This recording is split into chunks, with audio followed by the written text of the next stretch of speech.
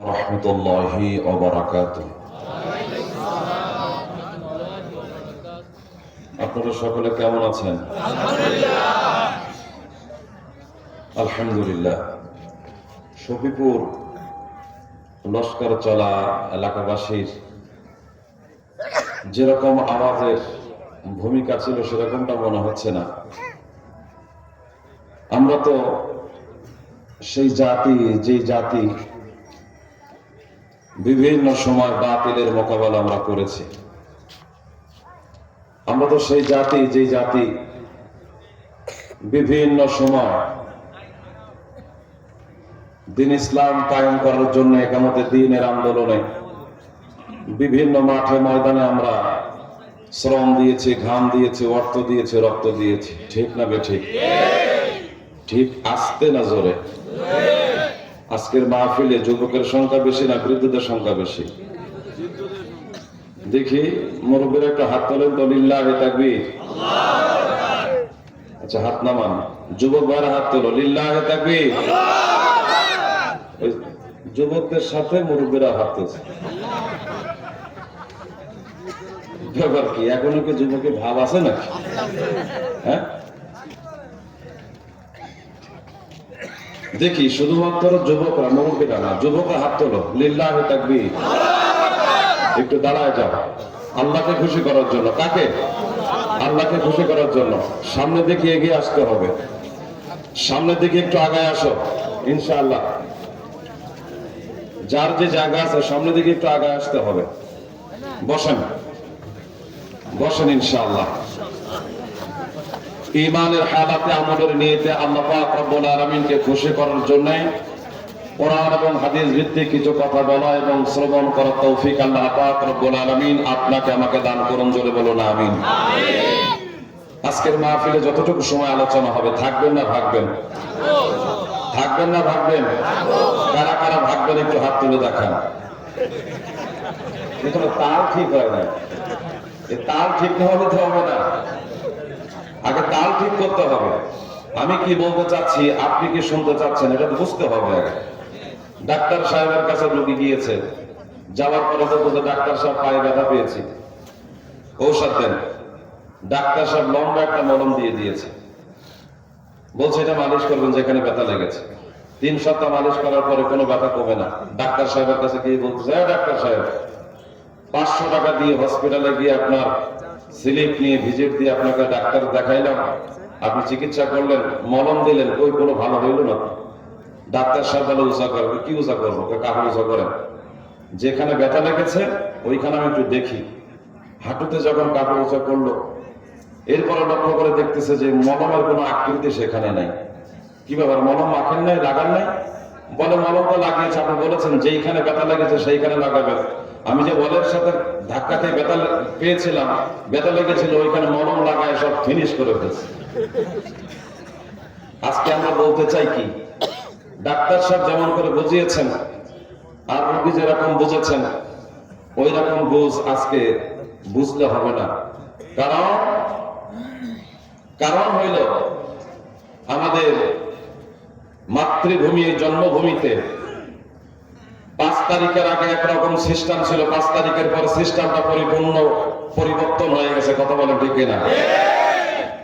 আগে আমরা কথা বললে আমার মাইক অনেক মাহফিল থেকে কেড়ে নেওয়া হয়েছে, কিন্তু 5 তারিখের পরে সেই মায়ের পুত্রদেরকে পাওয়া যায় না। কেউ লন্ডন চলে গেছে, কেউ বেগমপাড়ায় চলে গেছে, কেউ আমেরিকায় চলে গেছে, কেউ যুক্তরাষ্ট্রে চলে গেছে,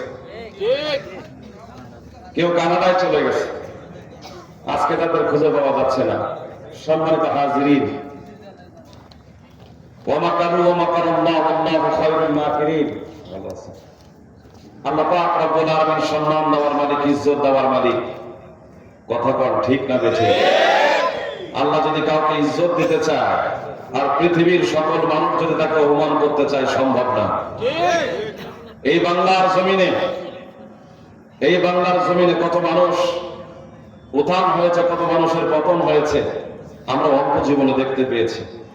সুতরাং এমন জীবন যেন আমরা গঠন না করি যে জীবন আমরা মৃত্যুবরণ করার পরে মানুষ আমাদেরকে দেখে দেখে হাসবে। সুতরাং অল্প একটু সময় কোরআন এবং হাদিস থেকে কথা হবে। থাকবেন তো ইনশাআল্লাহ? করার জন্য আল্লাহ তাআলাকে খুশি করার জন্য আল্লাহ তাআলা একটা ধৈর্য ধারণ করে কোরআন থেকে কথা বলা এবং শ্রবণ করার তৌফিক আমাদেরকে দান করুন, বলুন আমিন। আলহামদুলিল্লাহ নাহমাদুহু ওয়া নাস্তাঈনুহু ওয়া নাস্তাগফিরুহু ওয়া নু'মিনু বিহি ওয়া নাতাওয়াক্কালু আলাইহি ওয়া নাউযু বিল্লাহি মিন শুরুরি আনফুসিনা মান ইয়াহদিল্লাহু ফালা মুদিল্লা লাহু ওয়া মান ইউদ্লিল ফালা হাদিয়া লাহু ونشهد أن لا إله إلا الله وحده لا شريك له ونشهد أن سيدنا ومولانا محمدا عبده ورسوله الذي أرسله بالحق بشيرا ونذيرا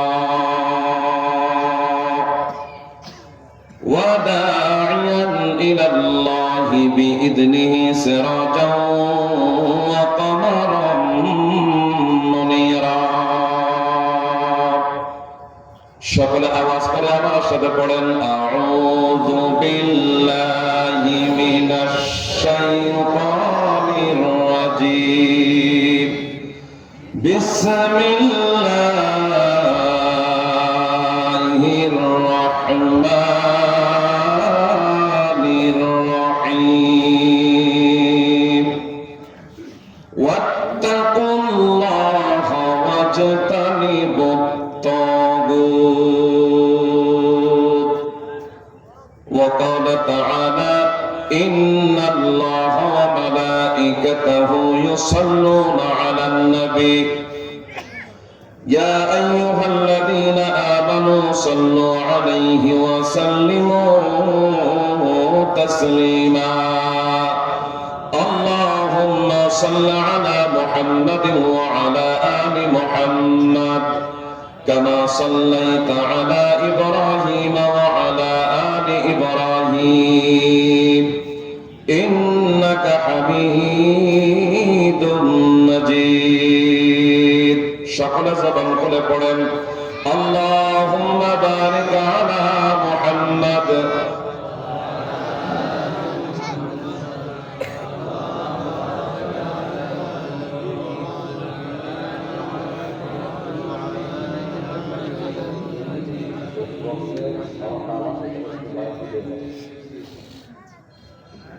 যদি কথা দাও বন্ধু দিনের পথে দৃঢ় থাকবে যদি কথা দাও বন্ধু দিনের পথে দৃঢ় থাকবে যদি কথা দাও দিন কায়েমে অগ্রণী ভূমিকা রাখবে তবে তোমাকে কোরআন শোনাবো যে বাণীতে হৃদয়টা জাগবে যদি কথা দাও বন্ধু দিনের পথে দৃঢ় থাকবে যদি কথা দাও দিন কায়েমে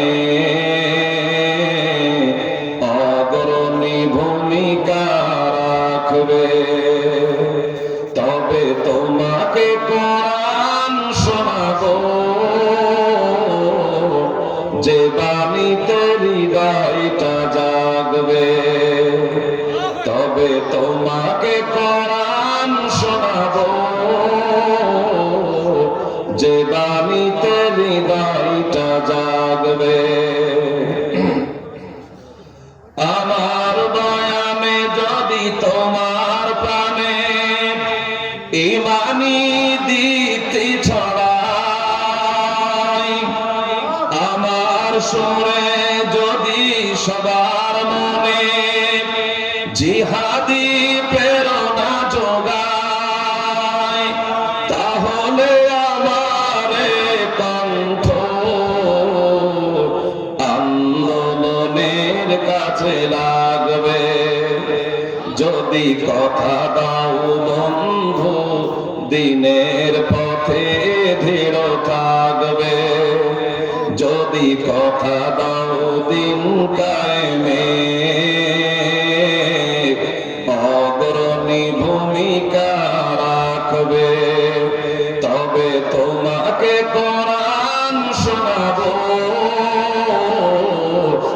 বাণীতে হৃদয়টা জাগবে, যে বাণীতে হৃদয়টা জাগবে, যে বাণীতে হৃদয়টা জাগবে। লা ইলাহা ইল্লাল্লাহ, লা ইলাহা ইল্লাল্লাহ, জোরে লা ইলাহা ইল্লাল্লাহ, লা ইলাহা ইল্লাল্লাহ, লা ইলাহা ইল্লাল্লাহ, মুহাম্মাদুর রাসূলুল্লাহ।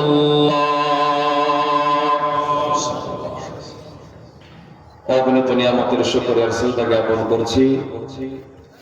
রাজ্যাধিপতি পবিত্র পরাক্রমশালী পরজ্ঞাময় মহামহিয়ান পরম করুণাময় ও অসীম দয়ালু আল্লাহ সুবহানাহু ওয়া তাআলার বারগাহে ও কুদরতি কদমে লক্ষ কোটি দরুদ ও সালাম পাঠ করছি মদিনার পরশমণি মা আমিনার সোনার কন্যা হযরত মুহাম্মদুর রাসূলুল্লাহ সাল্লাল্লাহু আলাইহি ওয়াসাল্লাম নবীজির উপর। মাওলাই করিম আল্লাহ পাক রব্বুল আলামিন আজ 15 নভেম্বর 2024 ইংরেজি জুমাবার দিবাগত রাত্রে ঐতিহ্যবাহী লস্কর চালা দারুস সুন্নাহ দাখিল মাদ্রাসা কমিটি ও এলাকাবাসীর উদ্যোগে 17তম বার্ষিক তাফসীরুল কোরআন মাহফিল। আজকের মাহফিলের সম্মানিত প্রধান অতিথি জনাব মোহাম্মদ শওকত হোসেন সরকার, বিশেষ অতিথি জনাব মুজিবুর রহমান, জনাব খন্দকার আলী হোসেন, আজকের মাহফিলের সম্মানিত সভাপতি জনাব মোহাম্মদ আজিজুর রহমান খান, আজকের মাহফিলের প্রধান আলোচক বাংলাদেশের নন্দিত আলেমে দ্বীন হাফেজ কারি আফতাব আহমেদ হাফিজাহুল্লাহ, আজকের মাহফিলের বিশেষ আলোচক প্রফেসর ডক্টর মোহাম্মদ সাইফুল ইসলাম রফিক, মুফতি মোহাম্মদ মাওলানা মোহাম্মদ তৈয়বুল হুসাইন সহ আজকের মাহফিলের যিনি সঞ্চালনা করছেন, পরিচালনা করছেন প্রাণপ্রিয় শ্রদ্ধেয় বড় ভাই জনাব মাওলানা মোহাম্মদ আমানুল্লাহ দামাত বরকাতুহুম, জনাব মোহাম্মদ আরাফাত হোসেন। সার্বিক তত্ত্বাবধানে রয়েছেন মাওলানা মোহাম্মদ সুলাইমান, মৌলভী হারুন রশিদ। আরজ গুজারে রয়েছেন মাওলানা মোহাম্মদ মঈনুদ্দিন সহ আমার শ্রদ্ধেয় শরীফ ভাই সহ সাকওয়াত ভাই সহ দিন কায়েমের অনেক সাথী বন্ধুগণ, যুবক ভাইরা, মুরব্বী বাবারা, এখানে তাফসীরুল কোরআনুল কারীমের মাহফিলের কথা লেখা হয়েছে, কিন্তু আমরা ইতিপূর্বে বাড়ি কাছে কেন সব শুধু ভাষায় ব্যস্ত ইকো কম করে দেয়।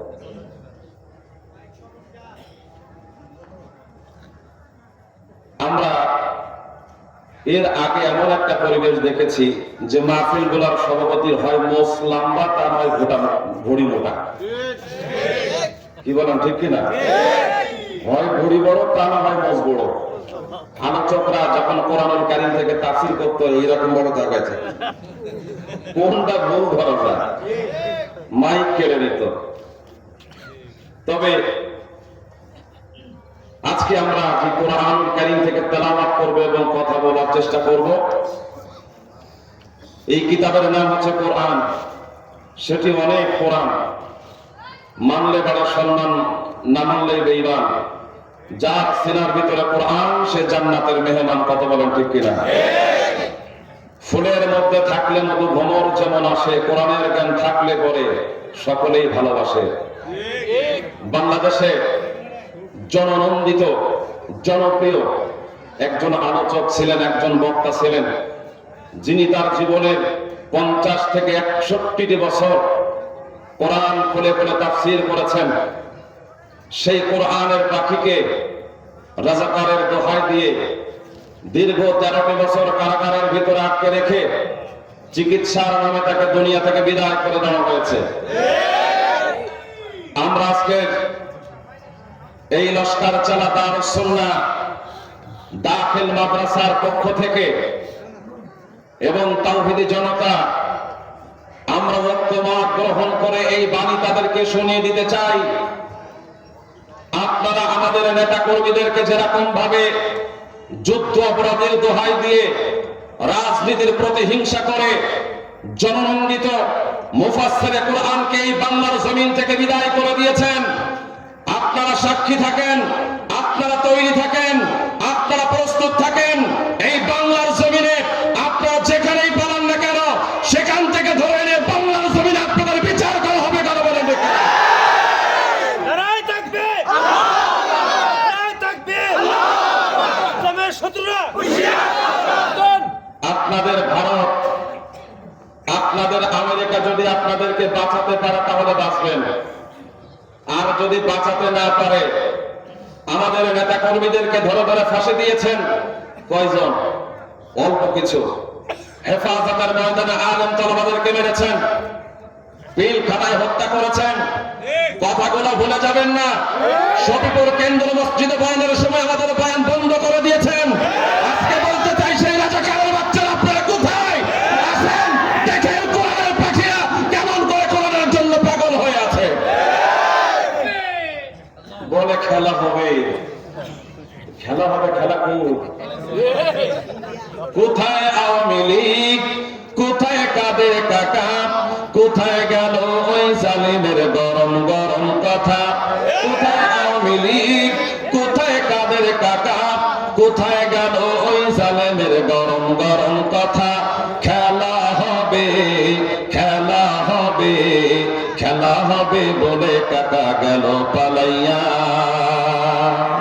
আল্লাহ তোমার দরবারেতে হাজার শুকরিয়া, আল্লাহ তোমার দরবারেতে হাজার শুকরিয়া। স্বৈরাচার পালাইছে দেশটা ছাড়িয়া, সকলের মুখে হাসি আসলো ফিরিয়া। জোরে বলেন ঠিক কিনা? এটা কি আমার একার কথা নাকি সকলের কথা? এটা কি কোন রাজনৈতিক কথা নাকি কোরআনিক কথা? সম্মানিত হাজিরিন, দিকে দিকে যাই শোনা যায় সত্যের জয়গান। কোরআনের রাস্তায়ন করার জন্য তৈরি হচ্ছে নওজোয়ান। কথা বলেন ঠিক কিনা? মুসলিম আমি, সংগ্রামী আমি, আমি চিররণবী, আল্লাহকে ছাড়া কাউকে মানি না। নারায়ে তাকবীর! এটাই হচ্ছে আমাদের সব থেকে মহামূল্যবান সম্পদ। আমাদের সামনেও কিছু নাই, পিছনেও কিছু নাই, তার মানে আমাদের কোনো বোমা নাই, আমাদের কোনো অস্ত্র নাই, আমাদের কোনো কামান নাই, আমাদের কোনো মেডিসিন নাই যে তার মাধ্যমে আপনাদেরকে ঘায়েল করব। কিন্তু আমাদের এমন একটা অস্ত্র আছে, ওই যে বলেছিল স্যার গুলি করি একটা মরে একটা, বলে তাই কি হয়েছে? বলে চিন্তার বিষয় হচ্ছে বাকিগুলো সামনের দিকে আসে। এর দ্বারা প্রমাণিত হয়ে যায় এদেরকে দাবায় রাখতে পারবেন না। ওই যে বঙ্গবন্ধু শেখ মুজিবুর রহমান বলেছিলেন, আমি 11 তারিখে মাহফিল করেছি গোপালগঞ্জ টঙ্গিপাড়া বর্ণি। এই কথাগুলো বলার কারণে কয়েকজন লাভ দিয়ে উঠলো, লাভ দিয়ে উঠার সাথে সাথে ওই গোপালগঞ্জবাসী মেরে নাক মুখ ফাটাইয়া হসপিটালে ভর্তি করে। এটাই হচ্ছে কোরআনের বিজয়ের আলামত। সম্মানিত হাজিরিন, কথায় বলে যার ছেলায় সিন্নি খাইলে মোল্লা চিনলা না। আমাদের ছেলেরা সবকিছু করে, আল্লাহ তাআলা সবকিছু দিচ্ছে, অথচ আমাদেরকে দেশে থাকতে দিবে না। মাঝে মাঝে বলে খেলা হবে, সেই খেলা আল্লাহ তাই না। খেলা করতে গেলে তো দুইটা দল লাগে, আম্পায়ার লাগে, কিন্তু আম্পায়ারও নাই, বিপক্ষওয়ালারা নাই, খেলা করবো কার সাথে?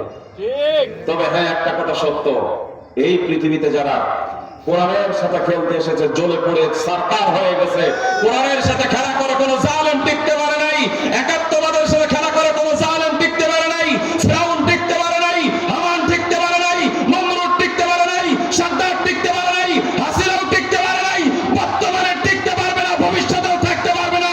নাতিপুতি সাগরের বাংলার জমিন থেকে পালাতে বাধ্য হবে। কথা বলেন দেখে আল্লাহ পাক ইসলামের রাষ্ট্র দেখে যাওয়ার তৌফিক দান করুন, বলুন আমিন। এই কথা শুধু মাইক দাও তো, মাইক এই সাউন্ডার বন্ধ করে দাও, শুধু মাইক দাও। সম্মানিত হাজিরিন, কিছুক্ষণ আলোচনা করবো না, প্রধান বক্তা আসবে। আমি একটা সূরা আর কয়েকটা আয়াতের থেকে কথা বলবো, আর আমার আলোচ্য যে পয়েন্ট, যে টপিক, ছোট্ট একটা আয়াতে ছোট্ট একটা খণ্ড, আত্তাকুল্লাহ ওয়াজতানিবুত তাগুত। ওয়াত্তাকুল্লাহ, আল্লাহকে ভয় করো, ওয়াজতানিবুত তাগুত, তাগুত থেকে বেঁচে থাকো। একেবারে স্বাভাবিক কথা। ভয় করতে হবে কাকে? আল্লাহকে। আর আসতে বলেন আল্লাহকে। কাকে ভয় করবেন? আল্লাহকে। আল্লাহকে যদি আপনি ভয় করতে পারেন, ইহকালেও সম্মান, পরকালেও সম্মান দিবেন কে? আল্লাহ। আল্লাহ পাক রব্বুল আলামিন তিনি বলেন, ওয়া মাকারু ওয়া মাকারাল্লাহ ওয়াল্লাহু খায়রুল মাকিরিন।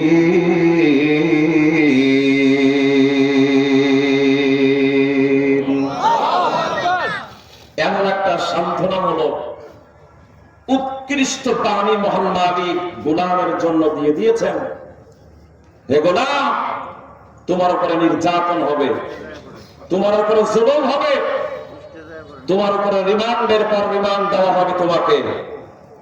তবে আল্লাহকে যদি তুমি ভয় করতে পারো, ইন্নাল্লাহা মা'আস সাবিরিন, ধৈর্য ধারণ করতে পারো, আল্লাহ তাআলা এমন একটা সময় তোমাকে দিবে, তোমার ওই অর্থের বিনিময়, তোমার ওই রক্তের বিনিময়, তোমার ওই শ্রমের বিনিময় হতে পারে আল্লাহ তাআলা এই বাংলার জমিনে ইসলামী রাজ কায়েম করে দিতে পারে। কথা বলেন ঠিক কিনা? তাহলে ভয় করতে হবে কার? আল্লাহ। নাকি কোন জালেম শাসকের, চেয়ারম্যানের, মেম্বারের, কাউন্সিলরের, এমপির, মন্ত্রীর? আপনি কাকে ভয় করবেন? যাকে ভয় করেন সেও তো কারোর গোলাম, ঠিক না বেঠিক?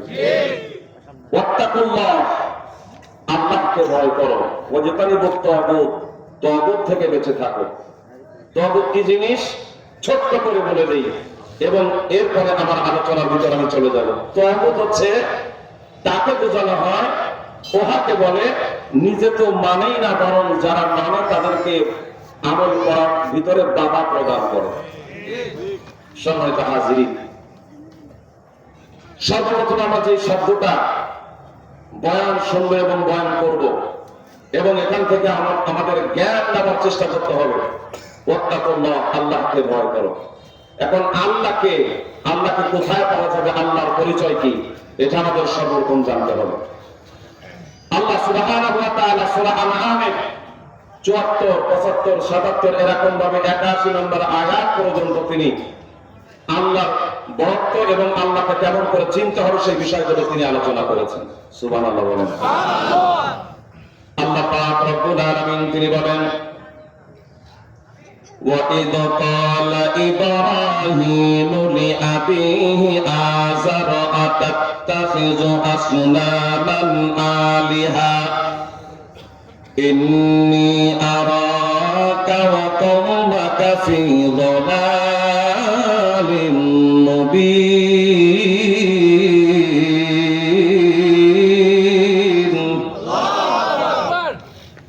আল্লাহ সুবহানাহু ওয়া তাআলা হযরত ইব্রাহিম আলাইহিস সালাতু ওয়াস সালামকে বলেছেন, কি কথা বলেছেন এবং ইব্রাহিম কি কথা বললেন এবং কেন বললেন। আল্লাহ সুবহানাহু ওয়া তাআলা যখন ইব্রাহিমকে দুনিয়ার ভিতরে পাঠাবেন, সেই সময়টা চলতেছিল নমরুদের শাসনকাল। নমরুদ হঠাৎ করে তার কাছে একজন জ্যোতিষী এসে বলল, বাদশা মহারাজ, আপনাকে তো আমরা ছোটখাটো রব হিসাবেও মানি, নাউজুবিল্লাহ বলেন, আপনার হাতটা একটু দেখতে চাই। ওই যে আমাদের গ্রাম অঞ্চলে আগে গান গাইতো না, জ্যোতিষী রে জ্যোতিষী হাত দেখিয়া তো দেখি, আমি যারে ভালোবাসি তারে পাবো কি। গান গাইতে কিনা? এই গানটা কিন্তু ওরা নতুন করে আবিষ্কার করে না, এটা অনেক পুরাতন একটা কথা, এবং এটা আসছে নমরুদের থেকে। নমরুদ তার হাত দেখে, জ্যোতিষী বলতেছে, আপনার হাত দেখে আমি কিছু কথা বলে দিব। কি কথা? আপনার রাষ্ট্রের ভিতরে এমন একটা সন্তান জন্মগ্রহণ করবে, যেই সন্তানটা জন্মগ্রহণ করার কিছুদিন পরে আপনার রাজত্ব বিলুপ্ত হয়ে যাবে। চান্দি গরম হয়ে গেছে, মাথা গরম হয়ে গেছে। গরম হয়ে যাওয়ার সাথে সাথে নমরুদ ওই জ্যোতিষীর কলার ধরে টানতে টানতে রাজপ্রাসাদের ভিতরে নিয়ে গেছে।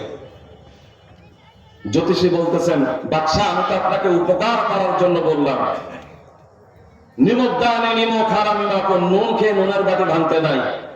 আমি আপনার উপকার করতে আসছি, অথচ আপনি আমাকে মেরে ফেলে দিচ্ছেন বা আমার সাথে খারাপ ব্যবহার করতেছেন, এটা তো ভালো মানুষের কাজ না। নমরুদ বলে, আমি তো ভালো মানুষও না। তুই কেমন করে বুঝলি যে আমি ভালো মানুষ?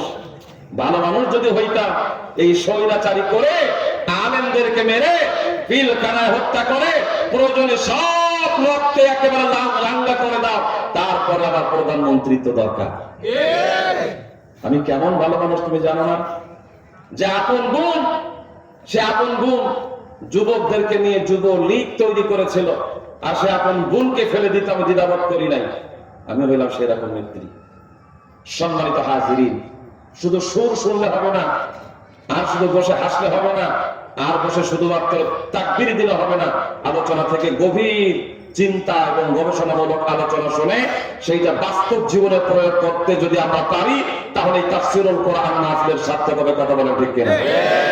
আমাদের ভিতরে তাফসীর করার কোনো জ্ঞান আমি মনে করি আমার ভিতরে নাই। তাফসীর যারা করতেন তাদেরকে দুনিয়া থেকে বিদায় করে দেওয়া হয়েছে। আমরা তো হাজারবার বলেছি, আপনারা পাশে একটা সেমিনার করেন, আল্লামা দেলাওয়ার হোসেন সাঈদীকে ছেড়ে দিয়ে আর একটা সেমিনার করে দেখান। দেখেন আপনাদের সেমিনারে হাঁস মুরগি কুকুর পর্যন্ত পাওয়া যাবে না, আর আল্লামা দেলাওয়ার হোসেন সাঈদীর সম্মেলনের ভিতরে হাজার না লক্ষ না কোটি কোটি মানুষের উপস্থিতি আপনারা দেখতে পারবেন। কথা বলেন ঠিক কিনা? সেই ভয়ে তাকে শেষ পর্যন্ত দুনিয়া থেকে বিদায় করে দিল। সম্মানিত হাজিরিন, নমরুদ বলল, আচ্ছা ঠিক আছে, তোমাকে মারবো না, তোমাকে কিছু বলবো না, বিস্তারিত আমাকে একটু বলো। জ্যোতিষী বলল, বিস্তারিত হচ্ছে এই, একটা সন্তান জন্মগ্রহণ করবে, নাম হবে ইব্রাহিম। সে জন্মগ্রহণ করার পরই কিছুদিন পরে আপনার রাজত্ব চলে যাবে। ব্যবস্থা গ্রহণ করেন। নমরুদ পাগল করা হয়ে সব সেনাপতিদেরকে ডাক দিয়ে আজর নামে একটা যুবক, ওই যুবকের দায়িত্ব দিয়ে দিল, আজ থেকে আমার এই রাষ্ট্রের ভিতরে কোনো সন্তান জন্মগ্রহণ করতে পারবে না। কেউ প্রশ্ন করলো, যাদের পেটের ভিতরে সন্তান কি করা হবে, করে সেজার করে বাহির করে মেরে মেরে দাও। আর নতুন করে কোন স্বামী স্ত্রীর কাছে যেতে পারবে না, স্ত্রী স্বামীর কাছে যেতে পারবে না। শুধু তাই না, বৈধ অবৈধ কোনো কাজ হবে না, সবগুলা বন্ধ।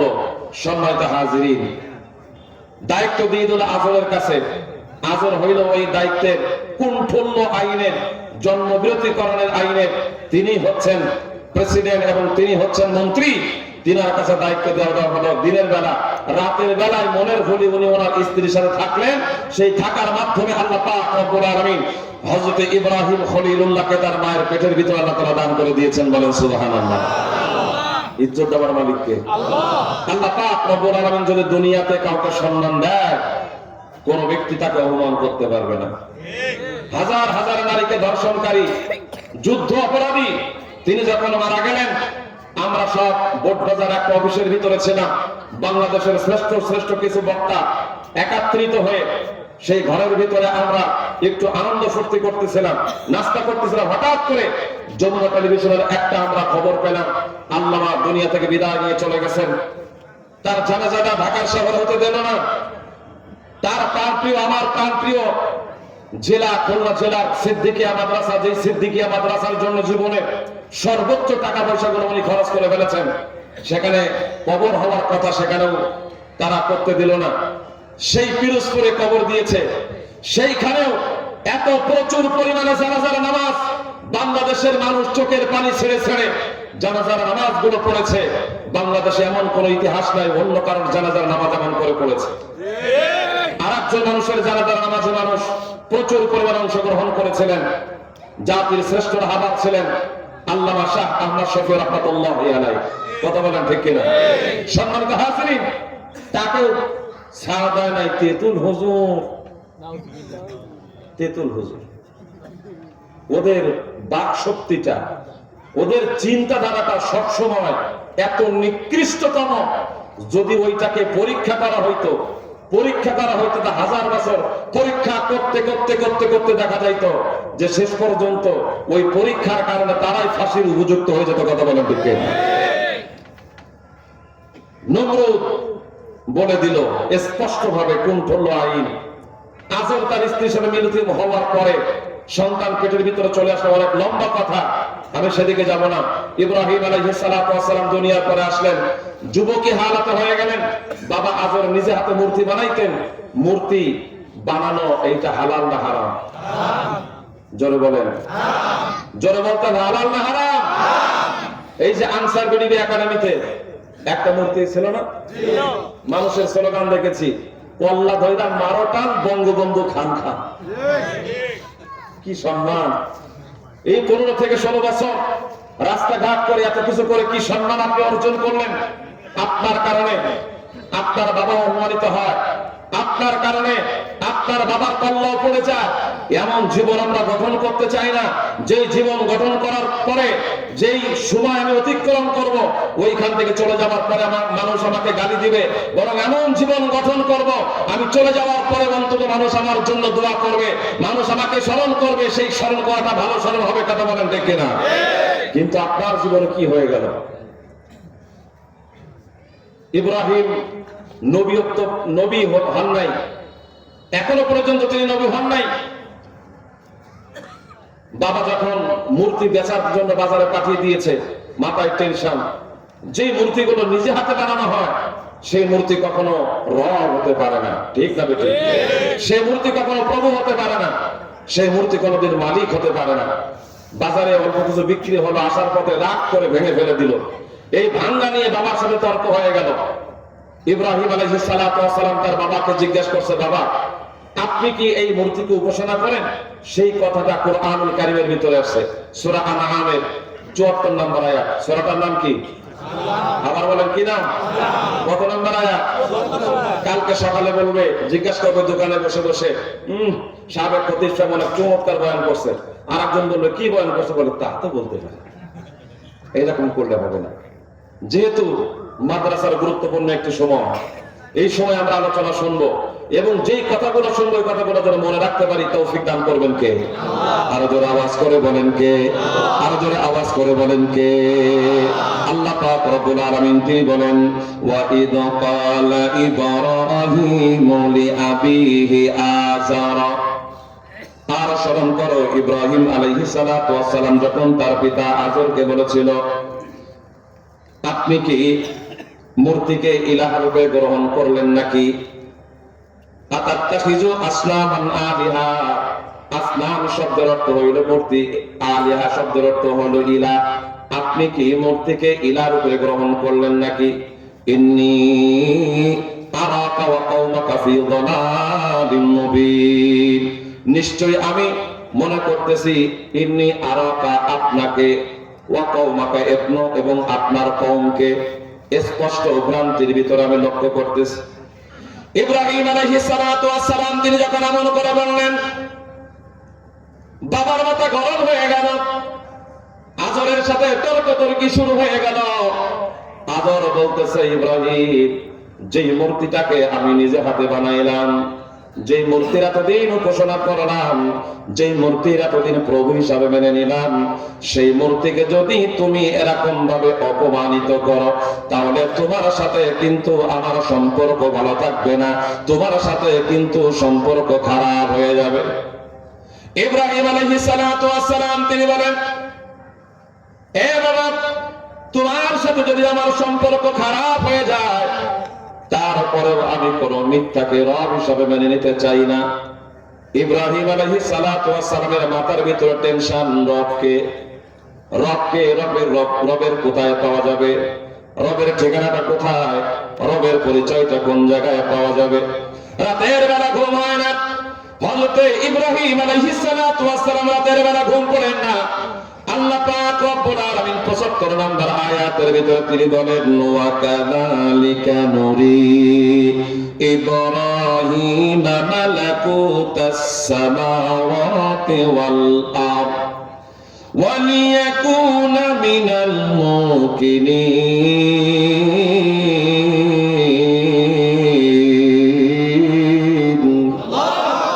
ইব্রাহিম আলাইহিস সালাতু ওয়াস সালাম রবের খোঁজ করতেছে, রবকে কোথায় পাওয়া যাবে, রবের ঠিকানাটা কোথায়। ইব্রাহিম আলাইহিস সালাতু ওয়াস সালাম তিনি রবের খোঁজ করতেছেন। এরপর রাত্রি যখন অন্ধকার হয়ে গেল, যখন তাকে অন্ধকার আচ্ছন্ন করলো, তখন সে নক্ষত্র দেখতে পাইল, তারকারাজি দেখতে পাইল, এবং দেখতে পাওয়ার পর তিনি মনে করলেন ওই তারকারাজি মনে হয় আমার রব। এই চিন্তা ভাবনা করে কিছুক্ষণ পরে আবার ওই তারকারাজি যখন চলে গেল, ভস্ম হয়ে গেল, মিনাল মুকিনিন, তাদেরকে আর দেখা যাইতেছে না, তখন তার মাথা আবার গরম হয়ে গেছে। এরপর তিনি ফালাম্মা জান্না আলাইহিল লাইল রাআ কাওকাবান ক্বালা হাযা রাব্বি ফালাম্মা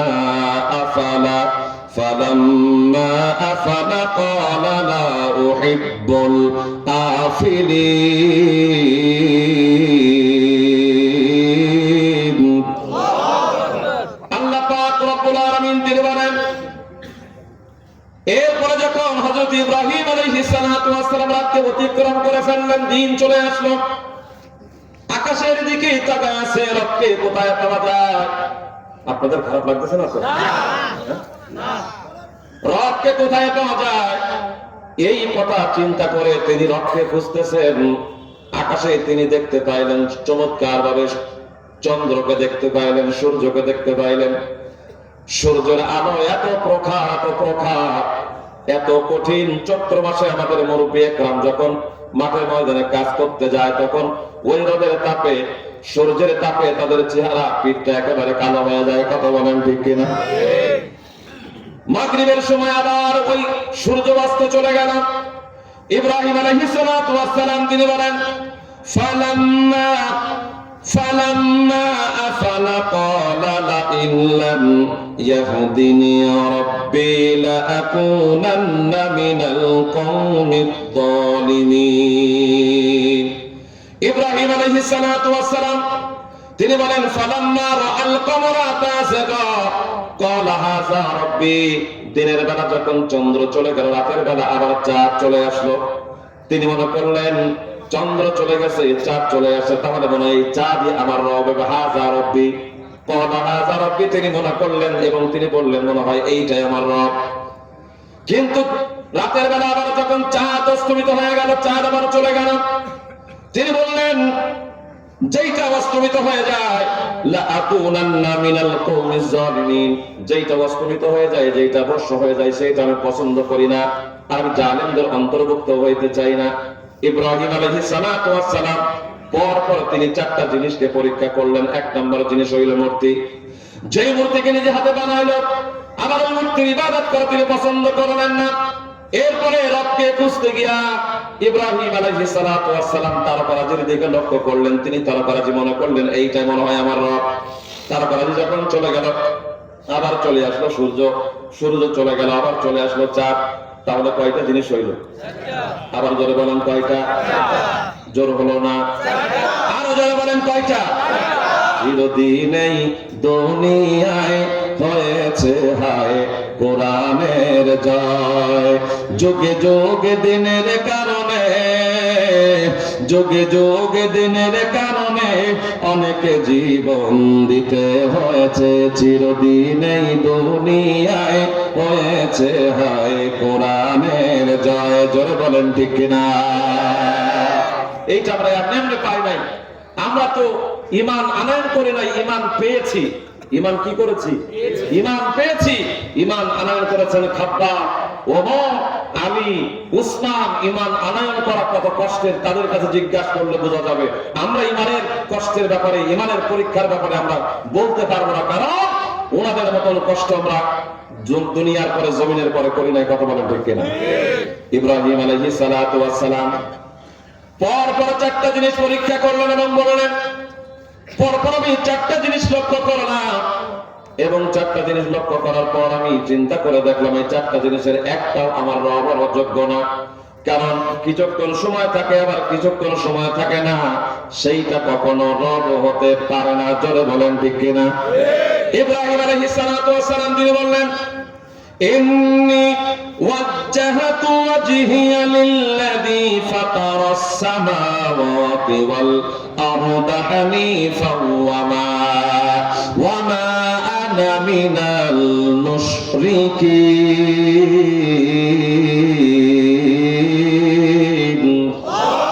ইব্রাহিম আলাইহিস সালাতু ওয়াস সালাম তিনি বললেন, আসমান যিনি সৃষ্টি করেছেন, জমিন যিনি সৃষ্টি করেছেন, লৌহ কলম যিনি সৃষ্টি করেছেন, আরে আসমান জমিনের যিনি সত্তা, আসমান জমিনের যিনি মালিক, আমি আমার চেহারাটা ওই রবের দিকে ফেরায় নিলাম। জোরে বলেন সুবহানাল্লাহ। কোরআন হলো আমার মশাল, অন্ধকারের বাতি। কোরআন সবার চলার পথে নিত্যদিনের সাথী। কোরআন হলো ন্যায়ের প্রতীক, মিথ্যার অবসান। কোরআন হলো বিশ্ববাসীর শান্তির জয়গান। জোরে বলেন ঠিক কিনা? কোরআন আল্লাহ পাকের দান, মানব জাতির সংবিধান। কোরআন আল্লাহ পাকের দান, মানব জাতির সংবিধান। কোরআন মেনে চলবে যারা এই দুনিয়ায়, দোজাহানে জীবন তাদের হবে সুখময়, হবে সুখময়। কোরআন আল্লাহ পাকের দান, মানব জাতির সংবিধান। কোরআন আল্লাহ পাকের দান, মানব জাতির সংবিধান। কোরআন মেনে আমল করে মরতে পারবে যারা, জান্নাতেরই মালিক হবে, মুক্তি পাবে তারা। জোরে বলেন ঠিক কিনা?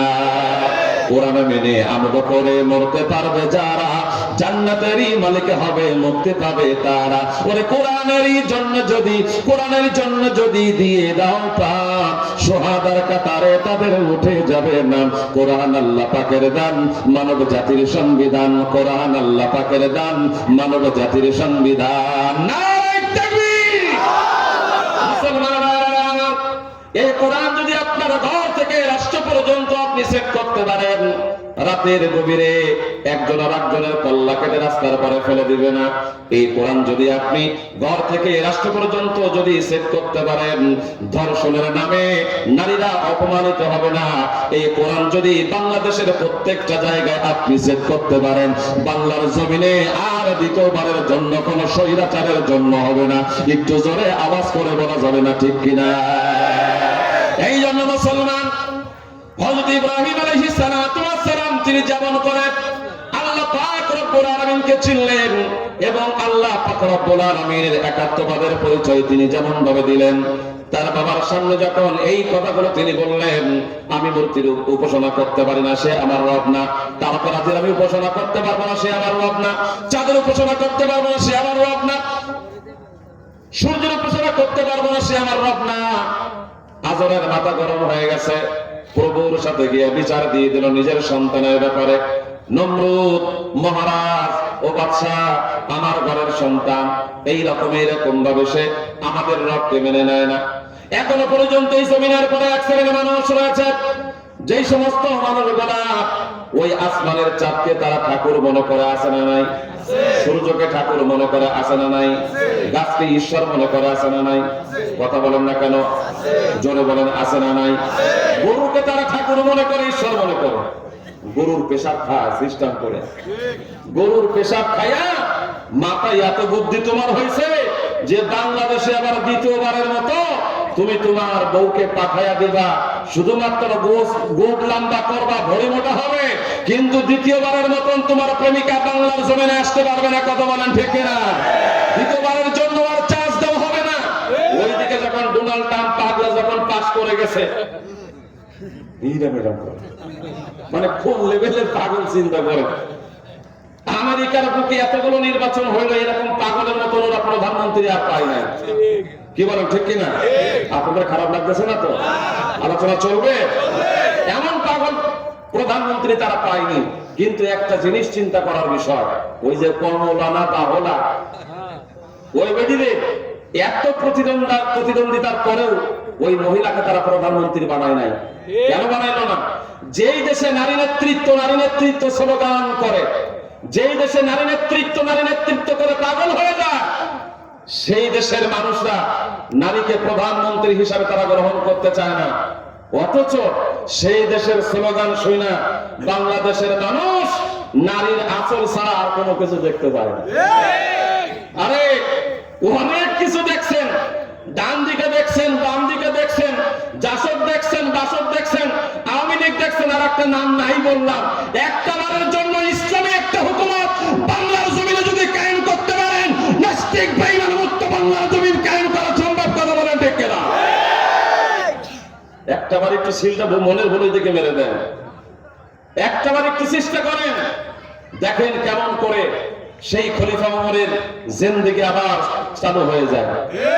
খোলাফায়ে রাশেদার সোনালী দিন কেন যে ফিরে আর আসে না, সকলে পেতার অধিকার, মন খুলে কেন যে হাসে না। খোলাফায়ে রাশেদার সোনালী দিন কেন যে ফিরে আর আসে না, সকলে পেতার অধিকার, মন খুলে কেন যে হাসে না। খোলাফায়ে রাশেদার যুগ আবার আল্লাহ দান করুন, জোরে বলেন আমিন। আসতে বলেন কেন, জোরে বলেন আমিন। মুসলমান ইমানদার আল্লাহর গোলাম, আল্লাহ পাক রব্বুল আলামিনের জলিলে কদর পয়গম্বর হযরত ইব্রাহিম আলাইহিস সালাতু ওয়াস সালাম, তার বাবা যখন নমরুদের কাছে গিয়ে বিচার দেওয়া শুরু করে দিয়েছে, নমরুদ মহারাজ, এ বাদশা, আমার জন্মদাতা সন্তান আমাদের রবগুলাকে তারা প্রভু হিসাবে মেনে নেয় না, আমাদের রবগুলাকে তারা প্রভু হিসাবে মেনে নেয় না, এখন আপনার কাছে নালিশ হইল, আমার ছেলের ব্যাপারে একটু বিচার আপনি করে দিবেন। নমরুদ সাথে সাথে ডেকে পাঠাইলাম, ওরই তো খুশি, কারণ এক একটা মাহফিল করে আর এক এক মাহফিলের তাফসীরের কথা শুনে শুনে শত শত মানুষ কালেমা পড়ে মুসলমান হয়ে যায়। ওই রাজাকারকে দরকার আমাদেরকে, ওর দরকার, কারণ ওর কথা শুনে, তার কথা শুনে, আমি একটু ভুল বলে ফেলেছি, ওর বলে, তার কথা শুনে, ওনার কথা শুনে, শাইখুত তাফসীরের কথা শুনে বাংলার জমিনে হাজার হাজার কাফের বেঈমান হিন্দু কালেমা পড়ে মুসলমান হয়ে গেছে। কথা সত্য না মিথ্যা? সম্মানিত হাজিরিন, এই জন্য টার্গেট ছিল, এইটা মূলত বুবুর টার্গেট না, এইটা ভারতের টার্গেট, এইটা ইসলামের টার্গেট। যখন আমেরিকার পাগলা প্রধানমন্ত্রী হয়ে গেল, আপনারা তো খবর কতটুকু জানেন আমি জানি না, বর্তমান প্রেক্ষাপট নিয়ে কথা বলতে ভালোবাসি। ওই চট্টগ্রাম থেকে ইসকনের চূড়ান্ত পর্যায়ের সব থেকে বড় নেতা সে বক্তব্য দিয়ে এবং চিঠির মাধ্যমে ট্রাম্পকে জানিয়ে দিয়েছে, ও ট্রাম্প দাদা, বাংলাদেশের বাইতুল মোকাররম মসজিদে আমাদের রত্নগিরি মন্দির ছিল প্রাচীন কালে। আপনারা শুনেছেন কোন সময় কথা? ইসকনের সর্বোচ্চ নেতা বলেছে এবং এই চিঠিটা ট্রাম্প গ্রহণ করেছে। ভারতের ইসকন ওদের সদস্যগুলা কিন্তু আমাদের মাঝে সবসময় চলাফেরা করে। আমি আপনাদের চোখ খুলে দিতেছি, আমি শতবার শনিবার কেন্দ্র জামে মসজিদে থাকায় থেকে আমি বলেছি, ওই ইসকনের চূড়ান্ত পর্যায়ের সদস্যরা শরীফপুর আপনার দক্ষিণ পশ্চিম পাড়ায় তার অবস্থান বেড়েছে। তারা ওইখানে বসে বসে আমাদের সব হিসাব নিকাশগুলা সব কিছু চট্টগ্রামে পাঠায়, চট্টগ্রাম থেকে ভারতে চলে যায়। তবে ইসলাম তোমাদের সাবধান করে দেই, ওই ভারতবর্ষে আমার বাবরি মসজিদকে ভেঙে তোমরা জোরপূর্বক মন্দির নির্মাণ করেছ। বাংলার জমিনের জাতীয় মসজিদ বাইতুল মোকাররমকে যদি তোমরা দ্বিতীয়বার মন্দির করার ষড়যন্ত্র করো, মুসলমান ঘরে বসে থাকবে না, প্রয়োজনে শহীদ হয়ে যাবে, রক্ত দিবে, নাস্তিক বেঈমান ইহুদির বিরুদ্ধে যুদ্ধ ঘোষণা করবে, যুদ্ধ ঘোষণা করবে, যুদ্ধ ঘোষণা করবে। কথা বলে দেখে না,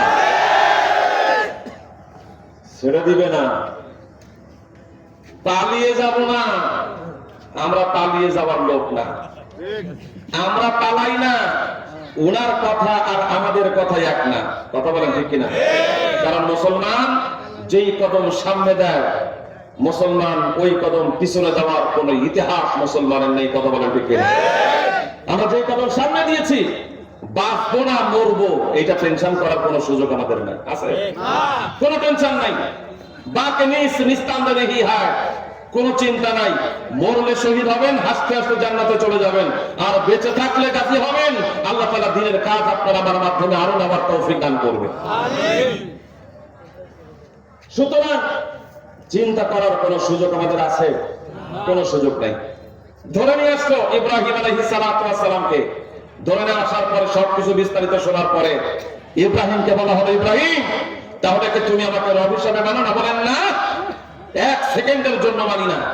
আগুন জ্বালা, আগুন জ্বালানোর পর আগুনের ভিতরে ফেলে দে। আগুন জ্বালানো হলো, আগুনের ভিতরে ফেলে দেওয়া হলো। আগুনের ভিতরে যখন ফেলে দিয়েছে, ইব্রাহিমের একটা অঙ্গ প্রত্যঙ্গ তো দূরের কথা, শরীরের একটা পশম পর্যন্ত জ্বলে না। সুবহানাল্লাহ, কাজে বাড়ি যাবে বলেন সুবহানাল্লাহ। এই কেকটা আমাদের কাছে কি করতে আসলো? ময়মনসিংহে মাহফিল করতেছি, ময়মনসিংহের মানুষরা মোটে আওয়াজ করে না। ভিতরের থেকে একটা মেয়ে চিঠি লিখে পাঠিয়ে দিয়েছে, হুজুর আপনার কাছে আমরা অনুমতি চাই, ওই বেটারা যদি আওয়াজ না করে আমাদেরকে সুযোগ করে দেন, দেখেন মাইক ফাটায় ফেলবো আওয়াজ করে। আপনারা যদি আওয়াজ না করেন তাহলে কিন্তু মহিলাদের সুযোগ করে দেব। কষ্ট পাইলেন নাকি? আওয়াজ দিতে পারবেন তো ইনশাআল্লাহ? আমরা সেই সেপ্টেম্বর অক্টোবর থেকে শুরু করে প্রতি রাত্রে যদি চিল্লাইতে পারি, তাহলে দুই একদিন পর পর আপনারা একটু পারবেন না কেন? পারবেন তো ইনশাআল্লাহ? আমার জন্য না আল্লাহর জন্য? কার জন্য? আল্লাহর জন্য। সম্মানিত হাজিরিন, আগুনের ভিতরে ফেলে দেওয়া হলো। যখন আগুনের ভিতরে ফেলে দেওয়া হয়েছে, নমরুদ দূরে বসে বসে হাসতেছে, কিন্তু নমরুদের 5 বছরের একটা কন্যা সন্তান ছিল, যে কন্যা সন্তানের নাম হচ্ছে জামিলা। কি নাম? জামিলা। তার আরো 3টা নাম আছে। 3টা নামের ভিতরে আরেকটা নাম হচ্ছে উসনা। উসনা শব্দের অর্থ হচ্ছে উঁচা, সুন্দরী। আর একটা নাম আছে সিরফা, এর অর্থ হইল কুমারিত্ব আদান প্রদানকারী নেককার একটা মহিলা বা মেয়ে। ঠিক এই উসনা নামের কাজ সে ঘটিয়ে দিয়েছে। যে আগুনের আয়োজনটা করা হয়েছিল, এই আগুনের আয়োজনটা ছিল প্রায় 18 কিলোমিটার দূর পর্যন্ত এই আগুনের তাপ চলে যাইত। অথচ যেই মানুষটার জন্য আগুনের ব্যবস্থা করলো, ওই মানুষটার একটা চুল পর্যন্ত পড়লো না। হুকুম করেছেন কে? আল্লাহ পাক রব্বুল আলামিন তিনি বলেন, কুলনা ইয়া নারু কুনি বারদাও ওয়া সালামান আলা ইব্রাহিম। আল্লাহ পাক রব্বুল আলামিন বলেন, কুলনা তাকে বলা হলো, আমি তাকে বললাম। বিভিন্ন অর্থ হইতে পারে। ইয়া নারু, ইয়া ইসমে ইশারা, ইয়া নারু হে আগুন, কুনি বারদাও ওয়া সালামান আলা ইব্রাহিম, আমার ইব্রাহিমের জন্য নরম হয়ে যাও, শীতল হয়ে যাও, মানব হয়ে যাও, একেবারে নির্মল হয়ে যাও, শীতল হয়ে যাও, যাতে সে কষ্ট না পায়। দীর্ঘদিন আগুনের ভিতরে জানানোর পর ইব্রাহিম আলাইহিস সালাতু ওয়াস সালামের একটা পশম পর্যন্ত যখন না পড়লো, 5 বছরের কন্যা সন্তান জামিলা প্রায় 18 কিলোমিটার দূর থেকে সবকিছু দেখতে পাইতে। জোরে বলেন সুবহানাল্লাহ। কারণ তাকে দেখার তৌফিক দান করেছেন কে? আর জোরে আওয়াজ করে বলেন কে? আল্লাহ পাক রব্বুল আলামিন নমরুদের 5 বছরের কন্যাটাকে দেখার তৌফিক দান করে দিলেন। একবার, দুইবার, 3বার নয়, 18 বার পর্যন্ত ছোট্ট বাচ্চা মেয়ে নমরুদকে বলল, ও বাবা, তুমি যার জন্য আগুনের ব্যবস্থা করেছো তার একটা পশম পর্যন্ত পড়ে না। হাসে কেটা? একটা পশম পর্যন্ত পড়ে না। বাবা, তুমি একটা বারের জন্য খেয়াল করো। কিন্তু কোন রকম ছোট্ট বাচ্চা কন্যা সন্তানের কথাটা নমরুদ কর্ণপাত করলো না, কানে নিল না। অথচ পয়গম্বর আলাইহিস সালাতু ওয়াস সালাম তিনি বলেছেন, তোমার সন্তান যখন তোমার সাথে কোনো কথা বলবে তখন তার কথাটাকে তুমি গুরুত্ব দাও, সন্তানকে তুমি সময় দাও। সন্তানকে সময় না দেওয়ার কারণে এই যে 2-3 দিন আগের কথা বলতেছি, একটা সন্তান তার আপন মাকে মেরে ডিপ ফ্রিজের ভিতরে ঢোকায় রাখছে। কথা বলেন ঠিক কিনা?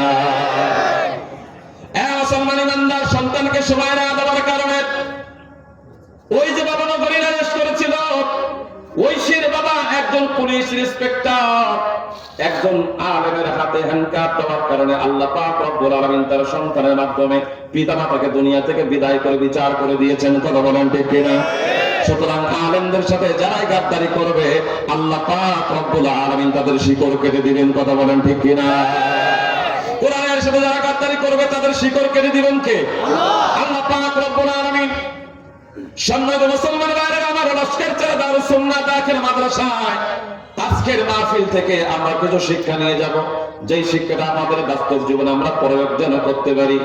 ও মুসলমান ভাইরা আমার, নমরুদকে যখন বারবার বলা হলো, নমরুদ কোনো কথা শুনে না, শেষ পর্যন্ত কন্যার কথাটা শুনে আগুনকে নিভিয়ে দেওয়া হলো। আগুনকে নিভিয়ে দিয়ে লক্ষ্য করে দেখলো যে এই মানুষটার জন্য আগুনের ব্যবস্থা করা হয়েছে, ওই মানুষটার একটা লোম পর্যন্ত পড়ে নাই। জোরে বলেন সুবহানাল্লাহ। ইব্রাহিমের কাছে জিজ্ঞাসা করা হলো, ইব্রাহিম, ইব্রাহিম, তোমার মারার জন্য আগুনের ব্যবস্থা করা হইল, কিন্তু তোমার একটা লোম পর্যন্ত পড়লো না, কারণটা জানতে চাই। ইব্রাহিম কোনো কথা বলে না। 5 বছরের কন্যা সন্তান বলতেছে, ইব্রাহিম, আমার বাবার কথাই যদি তুমি উত্তর না দাও, আমার কথাই তুমি উত্তর দাও। আমি লক্ষ্য করলাম তোমার একটা চুল পর্যন্ত পড়লো না, শুধু তাই না, তোমার হাতের ভিতরে কিছু খাবার তুমি কোনো পেরেশানি করো নাই। তুমি আগুনের ভিতরে বসে বসে কি খাবারগুলা খেয়েছ, ওই খাবারগুলা একটু আমার কাছে দিবা নাকি? ইব্রাহিম তিনি তো ভালো করে জানে, কারণ এই খাবারগুলা জান্নাতের খাবার। জান্নাতের খাবার যার পেটের ভিতরে যাবে, আল্লাহ পাক রব্বুল আলামিন তার জন্য জাহান্নামের আগুনকে হারাম করে দিবেন। বলেন সুবহানাল্লাহ। ইব্রাহিম আলাইহিস সালাতু ওয়াস সালাম সাথে সাথে তার হাতে ছিল আঙ্গুর, বড়ই এবং আপেল। সর্বপ্রথম আপেল দিয়ে দিলেন। 1টা 2টা 3টা 4টা কামড় খাওয়ার পর নমরুদের 5 বছরের কন্যা বলতেছে, ওগো বাবা নমরুদ, 4টা কামড় দিলাম, 4 রকম স্বাদ পেয়ে গেলাম। ও ইব্রাহিম, তোমার বাম হাতের ভিতরে কি ফল? এটা বলে এইটা কুল বড়ই। বড়ই না, কুল বড়ই। ইব্রাহিম দিয়ে দিলেন। 6টা কামড় খাইলেন। ছোট্ট বাচ্চা মেয়ে বলতেছে, 6টা কামড় খাইলাম। 6টা কামড় খাওয়ার পরে 6 রকম স্বাদ পেয়ে গেলাম। ইব্রাহিম, তোমার ওই হাতের ভিতরে কি? বলে